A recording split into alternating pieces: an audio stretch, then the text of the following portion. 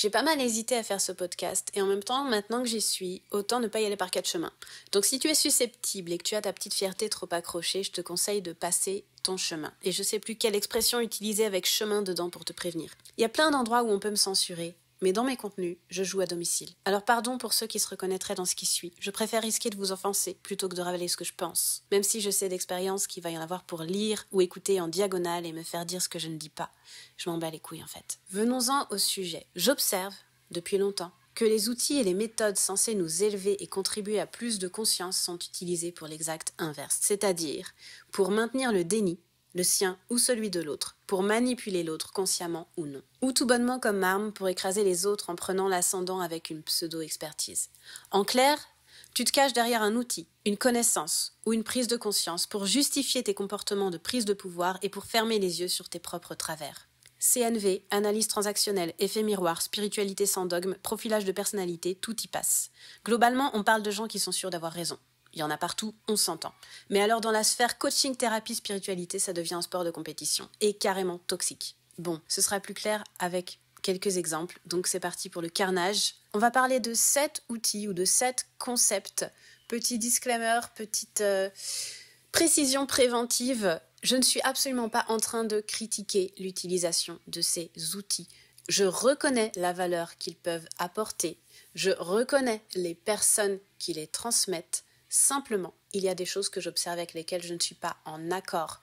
Je reconnais l'utilité d'un couteau, mais quand il est utilisé comme une arme, je ne suis pas d'accord. Et c'est pas parce que j'arrive en critiquant l'utilisation dangereuse d'un couteau de cuisine que je suis contre l'utilisation générale des couteaux de cuisine. Donc s'il y a des gens pour venir vers moi faire des raccourcis, parce que dès que tu sors une critique, il faut qu'il y ait des gens pour te dire que ce n'est pas sain et que forcément ta perception est biaisée, sachez juste que je ne vais pas forcément vous recevoir avec beaucoup de patience. Premier sujet, on va l'appeler les constellations familiales contrôlantes.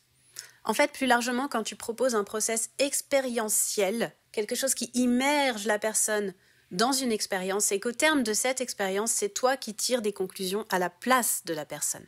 Pas d'espace ou pas d'espace suffisant pour lui laisser conscientiser et structurer sa propre pensée, la privant totalement de son autonomie de réflexion dans un moment où elle est en état de sensibilité émotionnelle qui ne lui permet pas de te remettre en question. La personne est en larmes, elle touche à un trauma, une peur, une douleur familiale reçue en héritage, et toi tu lui déblatères des conclusions basées sur 3 minutes d'observation, sur ce qu'elle devrait en penser et comment elle devrait réagir et comment elle se sent selon toi et comment elle doit transformer ça. Pour moi, c'est de l'abus d'autorité. Que tu aies raison ou pas n'est même pas la question. C'est de l'abus d'autorité et c'est contre-productif. Je vois un schéma à peu près récurrent qui colle aux théories auxquelles je suis formée. Je te dis, voilà ce que tu ressens. J'ai tout pouvoir. Je suis sauveur. Je m'appuie à outrance sur un outil, sur mon outil, pour poser des conclusions fixes et je te les ancre dans la tête comme des vérités. Je t'ai inculqué de nouvelles croyances, une perception qui, quand bien même elle peut avoir de la valeur, je ne dis pas, n'est que la mienne. Elle vient empêcher l'émergence de la tienne. C'est une manière de garder l'emprise, le contrôle, d'être rassuré dans son rôle d'accompagnant, parce qu'on pose un cadre qui empêche la remise en question. On pose un cadre dans lequel on est sûr d'avoir le contrôle sur le client. On est sûr qu'il ne va pas aller sur un terrain que nous, on n'est pas sûr de savoir gérer. Je me mets au service, mais seulement à un endroit où je reste en posture supérieure et sur un terrain connu. Ça me met personnellement très mal à l'aise d'observer ça, et je ne cautionne pas. Sujet numéro 2, le triangle des Bermudes de Karpman, ou le naufrage assuré. Il porte bien son nom de dramatique, ce triangle. C'est un puits sans fond d'interprétation à la con. Le plus courant, tu penses que le triangle de Karpman n'existe que quand tu le décides. Genre, il ne t'atteint jamais malgré toi. Genre, l'autre se plaint de ton comportement. Et tu l'étiquettes victime, et tu refuses dans le même temps l'étiquette de bourreau.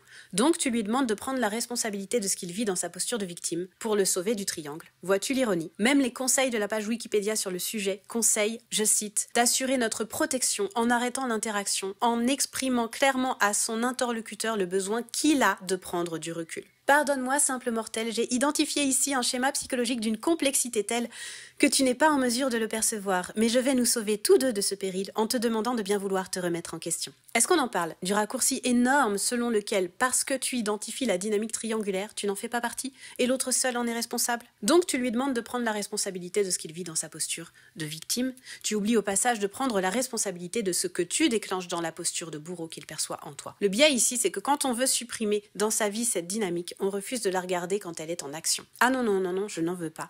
Mais elle est déjà là, en fait, chérie. Et ce triangle, il se joue rarement en solo.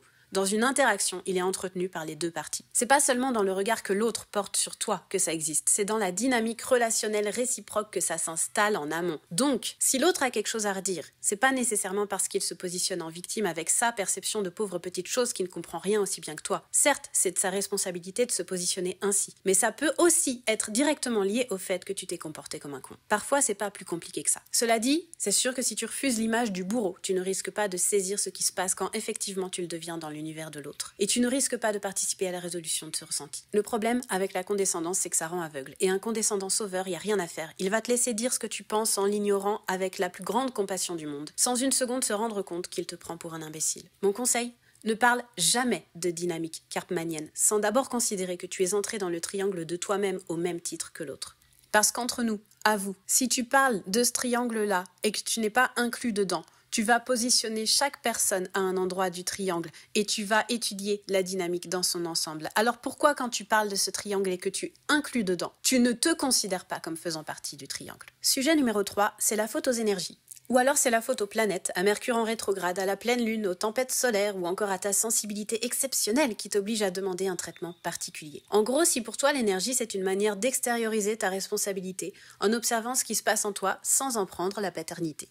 Pareil avec tes émotions, c'est la faute à mes émotions. Si tu justifies tes choix et ton instabilité par l'observation de ces phénomènes en faisant comme si tu n'avais pas la main dessus, t'es juste en train de te créer un monde auto-centré dans lequel ce qui existe à l'intérieur de toi est la seule chose qui compte. Et le monde extérieur est censé s'adapter à ta petite personne, parce qu'en gros, c'est pas ma faute, j'observe que ça s'impose à moi. Je peux pas faire plus d'efforts parce que, je peux pas gérer telle situation parce que, je dois changer de plan parce que, je n'ai pas le choix parce que, je ne pouvais pas anticiper parce que. Et j'ai un scoop pour toi.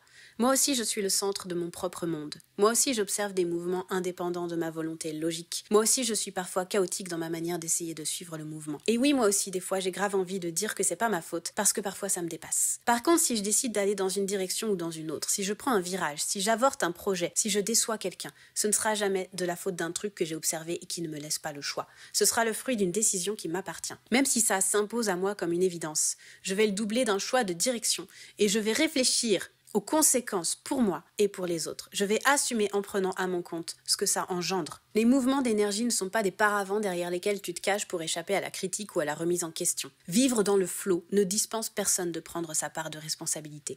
D'autant qu'entre nous, les personnes qui s'octroient le droit de n'être que flot et observation donnent rarement cette autorisation à leur entourage. Le flot naturel de l'autre entrant bien souvent en contradiction avec celui du voisin. Bienvenue sur Terre. Sujet numéro 4, c'est celui qui dit qui est. Si l'effet miroir te sert juste à renvoyer la balle à toute personne qui dit quelque chose qui ne te plaît pas pour mieux contourner toute critique. Si tu vois en moi un manipulateur, regarde en toi ce qui manipule.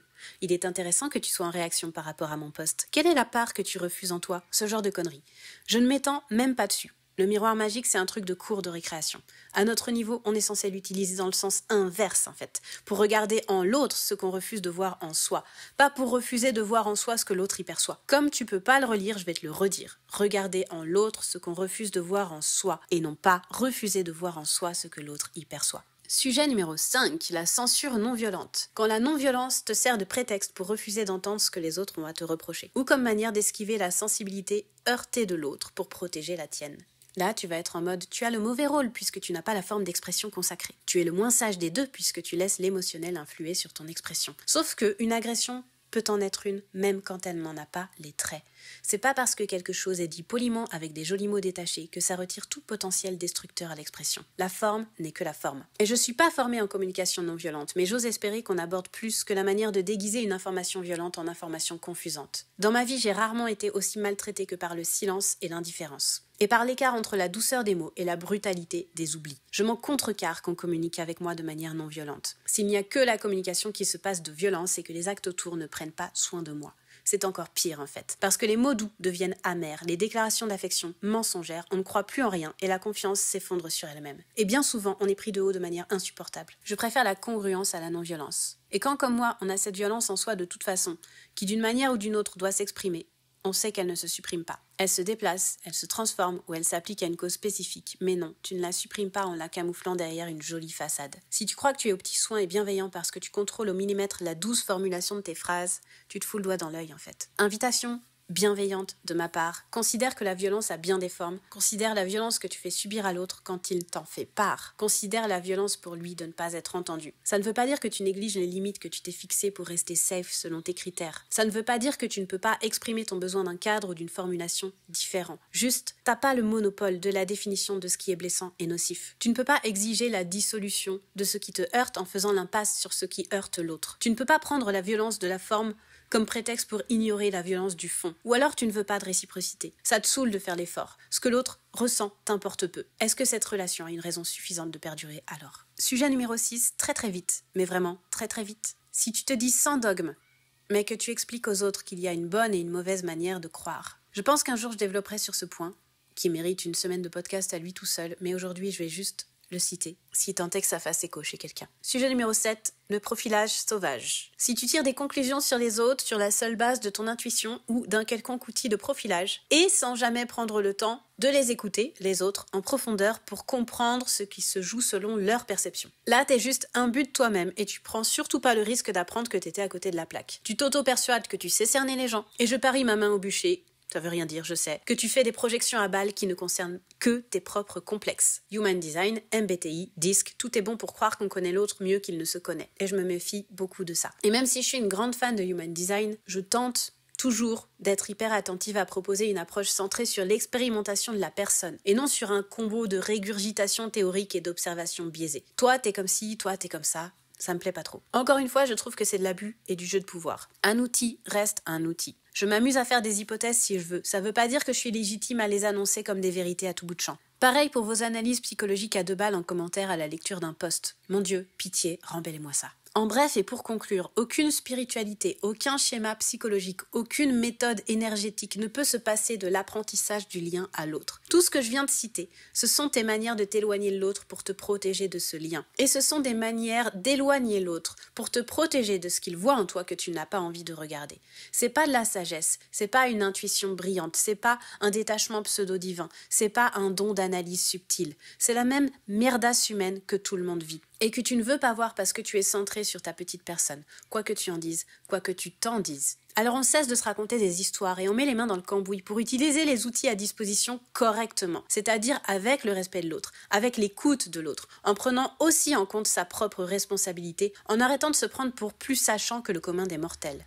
Sauf moi à cet instant présent, parce que j'ai aucun doute sur ce que j'observe, aucun. Alors pour un instant, je vais m'estimer la plus sachante et t'inviter à prendre ceci en considération. En fait, c'est simple. Si tu utilises tes connaissances pour valider ta propre perception et t'enfermer dedans, tu deviens un élément toxique pour toi et pour les autres. Si ne serait-ce qu'une personne se reconnaît quelque part dans ce post et se remet en question, j'aurais pas perdu mon temps.